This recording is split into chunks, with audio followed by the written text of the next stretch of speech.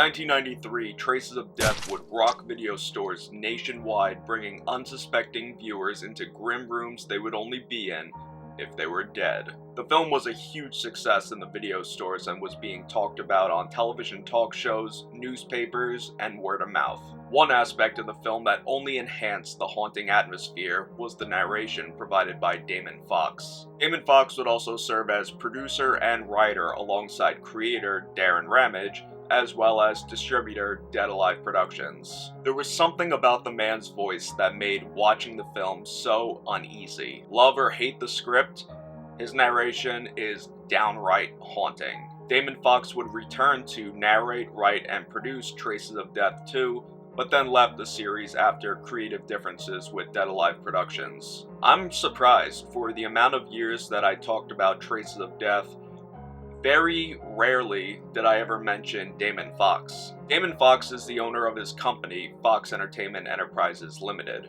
Besides being credited for Traces of Death 1 and 2, he's also known for his music composition. Not to be confused with Damon Fox of the bands Big Elf and The Cult. Fun fact, Damon Fox is actually credited as being the composer for the film The Kid and I, starring Tom Arnold. Foxx Entertainment Enterprises also had what was known as the Catalog of Carnage, where people could order via catalog human remains, murderabilia, music, toys, movies.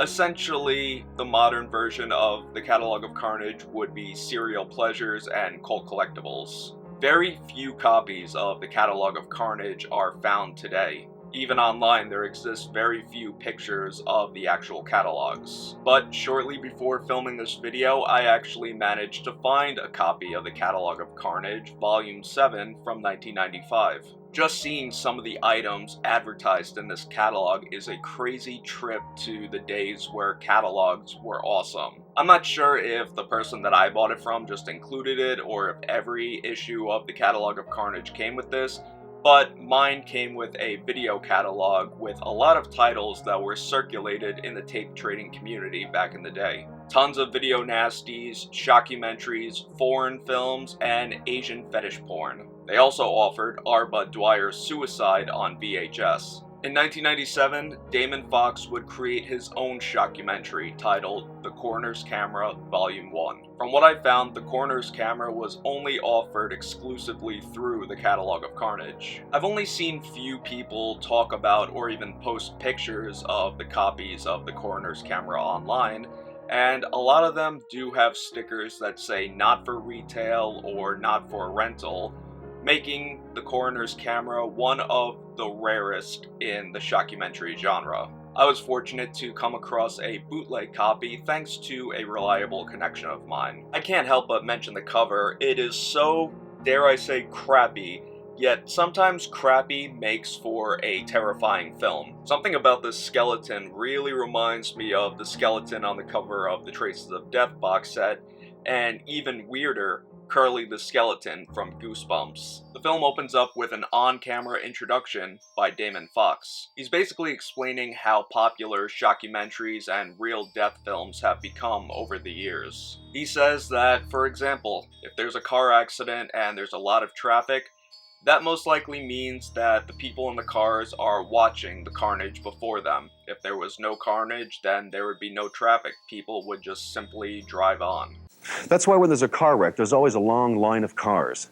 If there's no blood, they drive off. If there's carnage, they stay to watch. He even makes a twist on the brain damage, turn down the lights, crank up the volume. But turn up the volume. Turn down the lights. Turn down the lights, crank up the volume is something that I've even incorporated in my videos. Get ready for an incredible journey which few people will ever have the chance to see. For an extreme and intense journey through the lens of the Coroner's Camera.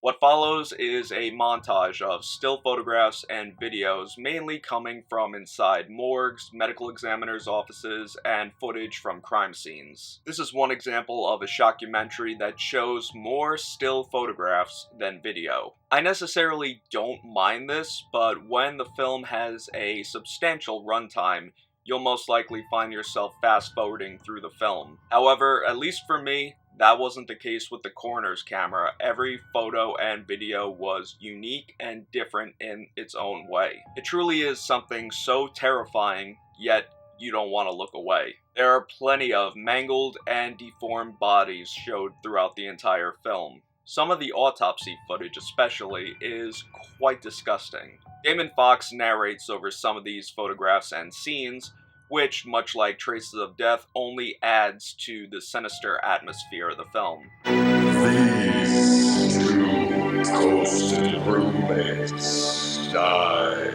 as a result of smoking in bed. The uncharred body died of smoke inhalation. However, in some scenes, he uses a voice that sounds almost like a rock star, a very over-enthusiastic voice. This suicide victim is a good example of overkill. If you've seen the trailer online for Traces of Death 2, it kind of sounds like that. This summer, the screen rips red with Traces of Death 2. The onslaught continues at a video store near you. Well, when I first heard about it, it made me think of this. Sunday, and Saturday. Yeah, that was probably just me, but you get the point. While many shockumentaries tend to recycle footage that have been seen in other shockumentaries, to my knowledge, the coroner's camera uses footage that hasn't been seen anywhere else. The majority of the content comes from the early to mid-90s, and it's pretty refreshing to see a shockumentary with totally different scenes. You will not find the Colombian hostage scene or the death of Mary Tiwatayla in this film, believe me. One aspect of the coroner's camera that I'm not entirely the biggest fan of is the choice of music.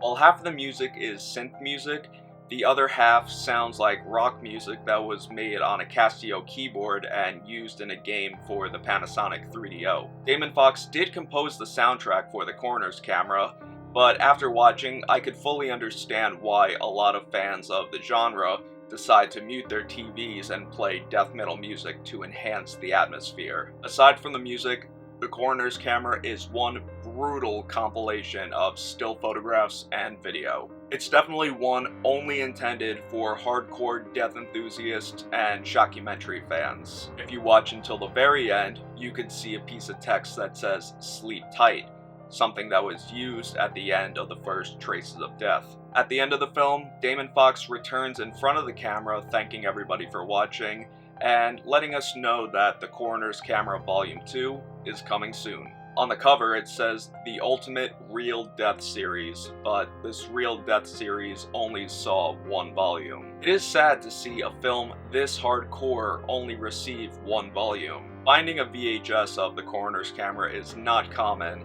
and in fact finding a bootleg of the film is a bit of a chore. What's even sadder is the creator, Damon Fox, pretty much disappeared sometime after the Coroner's Camera was released. I've searched high and low, finding any bit of information that I can gather, and I've come very, very close, but unfortunately I've come up shorthanded. Apparently he also goes by a slew of different aliases. One of these aliases include Bill Rocks Jr. Apparently, Bill Rocks Jr. was Damon Fox's birth name.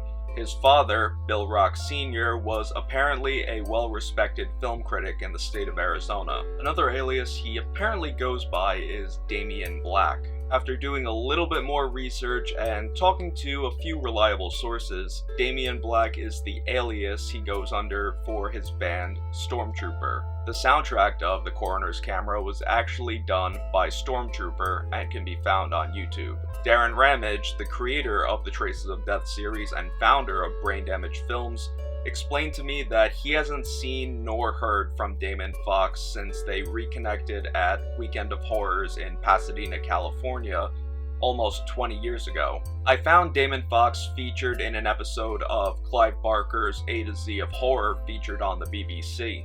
And according to my research, I found someone on social media that apparently went to high school with Damon Fox or Bill Rocks Jr.